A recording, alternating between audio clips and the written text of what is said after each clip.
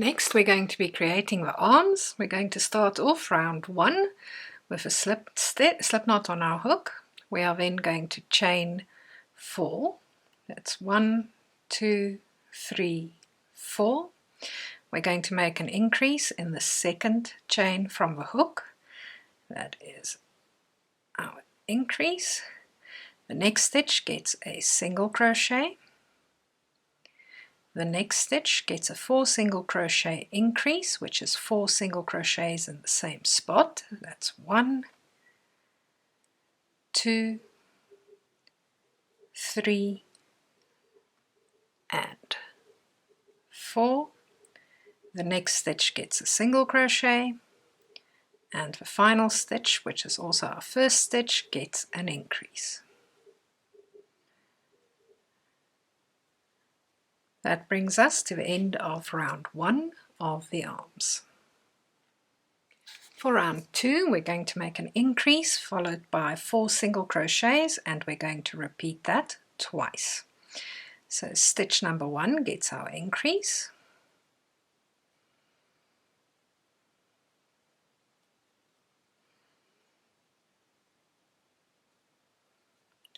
Followed by 4 single crochets. So that's 1, 2,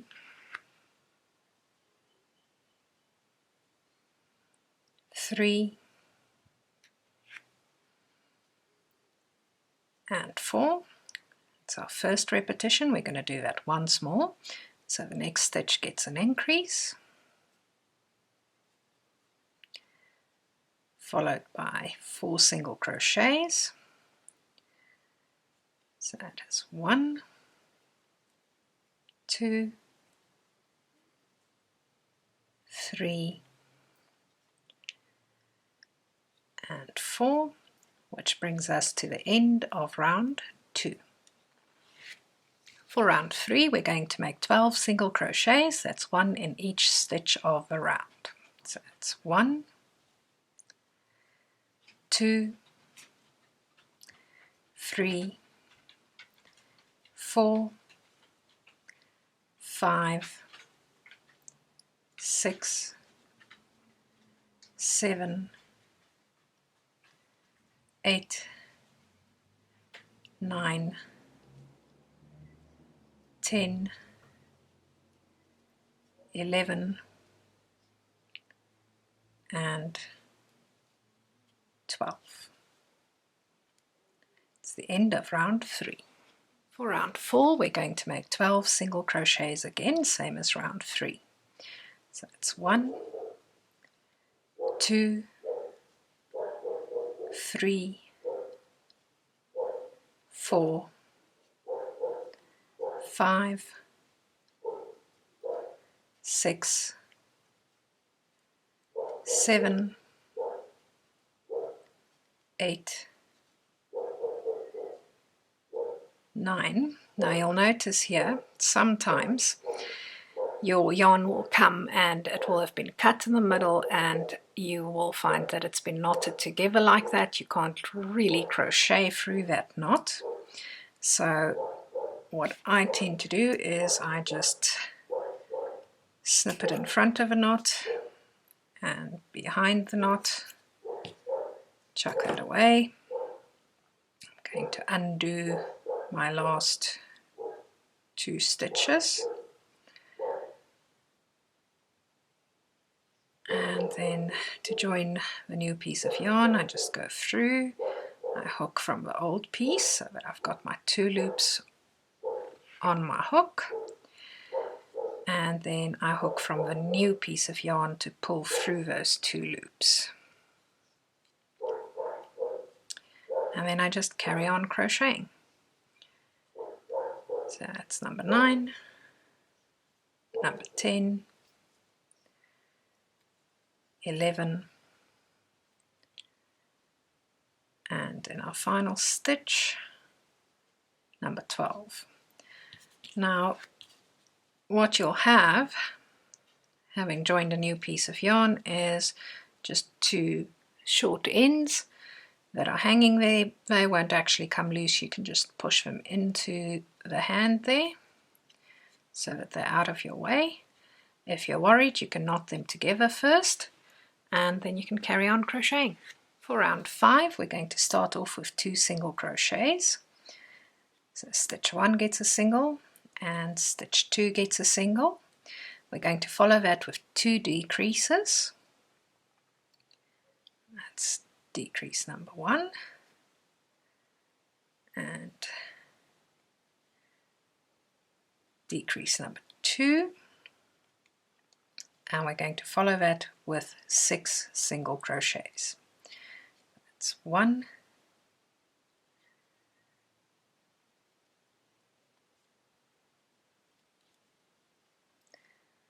2, 3, 4,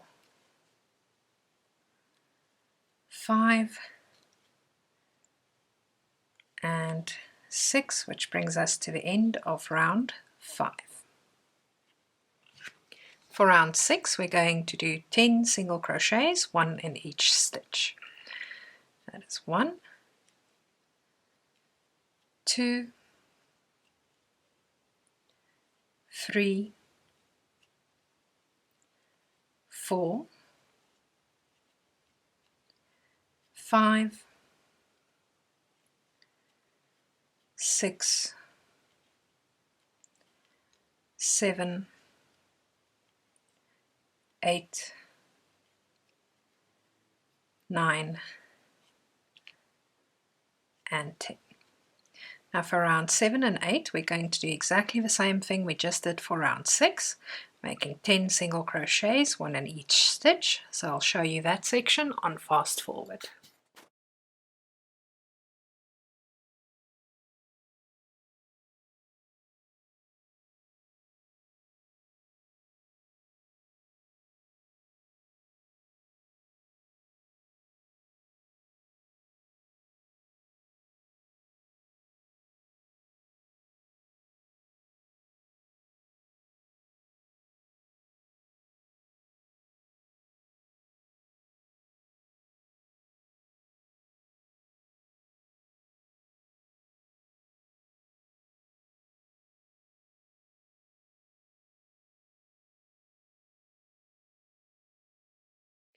Before we move on with round 9, we are going to be stuffing our hand. So we just take a little bit of stuffing and we're just going to push that down into the hand. Now you don't want to stuff the entire arm. You literally just want to stuff the hand area of the arm. So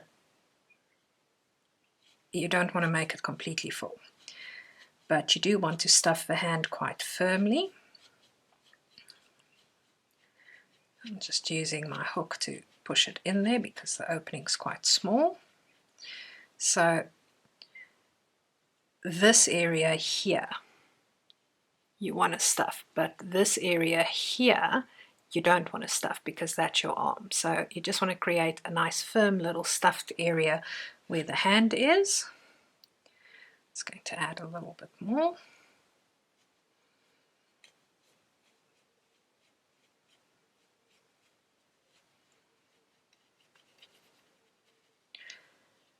And you can see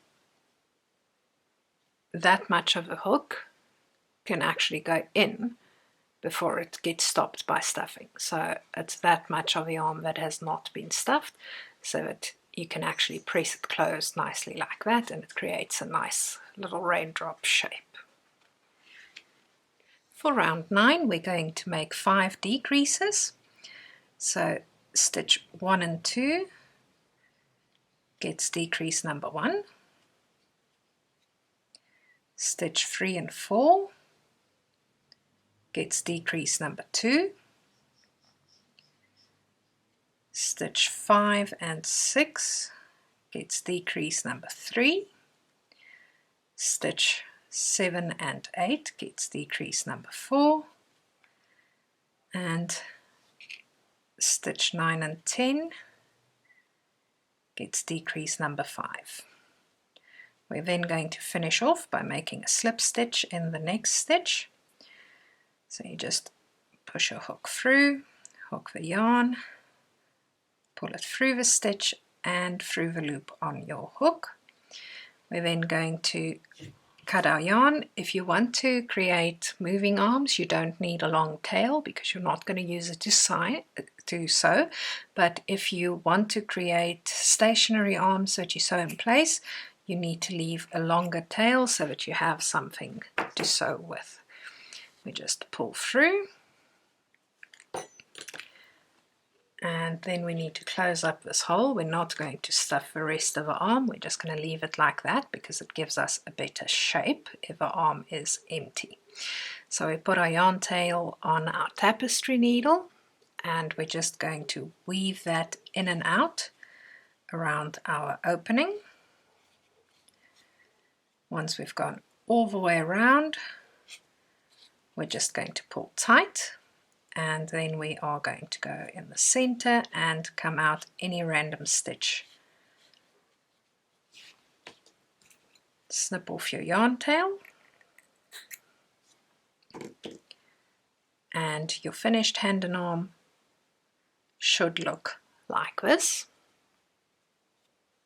Now you're going to need 2 of these, so repeat this part of the video to make a second arm, and once you've got both arms, you can carry on further to create your movable limbs. See you soon. Next, we're going to take our arms and pin them into place. Now, because we've got long ears, they can be in the way, so just move your ear out of the way. We're going to take arm number 1. Now, you'll see that your arm's got a bit of a curve to it. This curve is to fit next to the body, so you don't want to attach it that way so that the hand sticks out. You want to attach it so it curves around the body on either side. So we want it to be on the side. You want the top part of the arm to actually touch the head and be close to the neck. When you look from the side, you want it to fall under the ear. If you look at this line here, the tip of the arm is under that front part where you've sewn the ear, and we're just going to pin it into place with 2 pins. There's 1 and 2, like that. We're then going to go to the other side of the bunny, and we're going to take our other arm and place it in the same place on the side, making sure it touches the head and the neck, making sure it lines up with the starting point of the ear, and secure it with pin number 1 and pin number 2 to hold it into place. We're then going to check our positioning before we do anything to sew it on. So you check from the front. From the front it looks nice and balanced. Check from the sides, whether you've got it an equal distance. You can even check from the bottom to make sure that your muzzle is centered between your arms. In this case, I am happy with the positioning. If you are not happy with your positioning, just move it around a little bit forward or a bit backwards until it is in the correct spot. And that's how you pin your arms into place. To create your movable arms, you're going to be using fishing line. The stronger the line is, the better your arms will stay in place. Because it's see-through, it's a bit difficult to see the fishing line, but I've already put a length of fishing line on my upholstery needle. As you can see, this is a giant needle that's bigger than my bunny.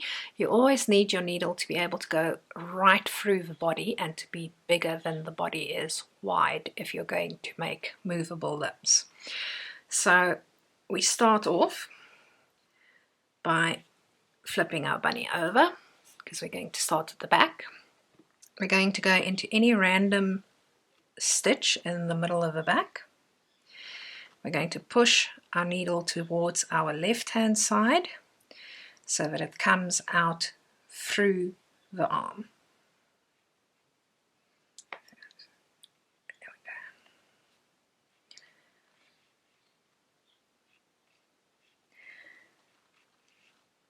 Okay, now the ear's a little bit in the way there, so I'm just going to move it out of the way. So we've come in here in the back, and we're coming out at the top of the arm out of a stitch. Going to pull our fishing line through, but you want to leave a tail hanging down the back here. You want to make sure that you don't pull this tail through, so just hold on to it lightly. You're then going to go in the exact same hole that your fishing line came out of, and you're going to push your needle through the arm and into and through the body, and you want to come out on the other side's arm in roughly the same spot that you did on the first arm. So as you can see there, you want your needle to go straight through the body. And pull your fishing line through. Just make sure that your fishing line is not getting caught on any of your pins or limbs, because that can mess you around a little bit. We're then going to repeat this. You go in through the same stitch that you came out of. Push your needle all the way through the body and out the arm on the other side.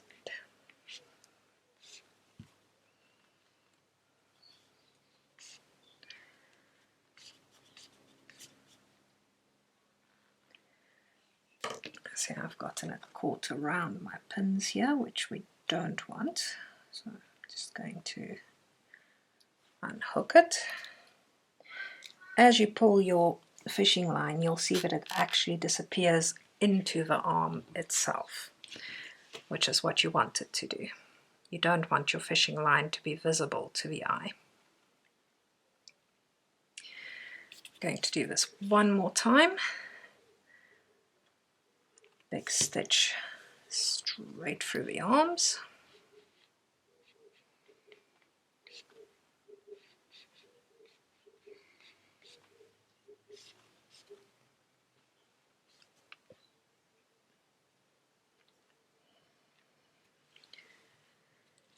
And then you go in that same hole, but instead of going straight through, you are now going to aim to come out of the same hole that you started in the middle of the back.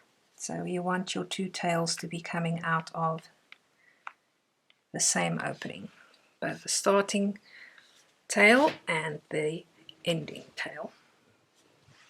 You can then take your needle off. Again, make sure that you haven't caught your fishing line on anything, that it's actually disappeared into the arm on both sides. Now what we're going to do is we're going to pull tight and do our first knot, just the first one. You want to pull very tight here, because this is what's going to actually hold your arms into place. Once you've pulled tight, take out the pins so that you can be sure that your arms are staying in position where you want them, like that. Pull tight again to make sure your arms aren't loose in any way, shape or form. And then once you're happy with the tightness of the arms, you can complete your knot. I tie it several times because you don't want this to be able to jump loose easily. You want it to be a strong knot that's going to hold when kids are playing with it.